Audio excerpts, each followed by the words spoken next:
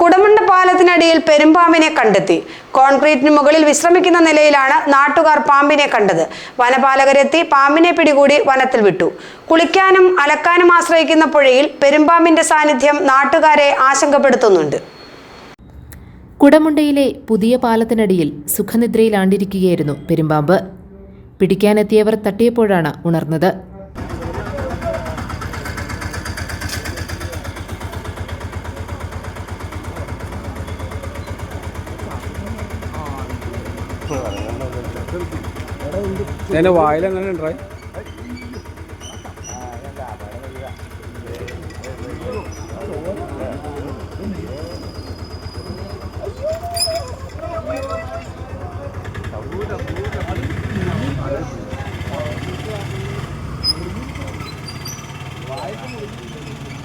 വായിലെന്തോ പറ്റണ്ടാ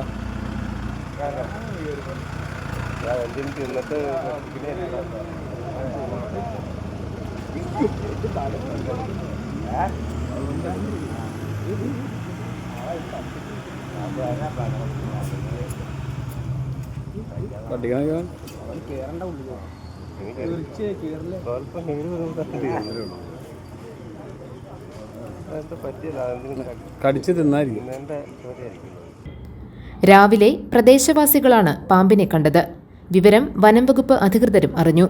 തുടർന്ന് വനപാലകർ സ്ഥലത്തെത്തി പാമ്പിനെ ചാക്കിലാക്കുകയും വനത്തിൽ തുറന്നുവിടുകയും ചെയ്തു. ജനവാസ മേഖലകളോട് ചേർന്നൊഴുകുന്ന പുഴയിൽ കുളിക്കാനും അലക്കാനുമെല്ലാം ആളുകൾ ഇറങ്ങുന്നതാണ്. പെരുമ്പാമ്പിന്റെ സാന്നിധ്യം നാട്ടുകാരെ ആശങ്കപ്പെടുത്തിയിരിക്കുകയാണ്.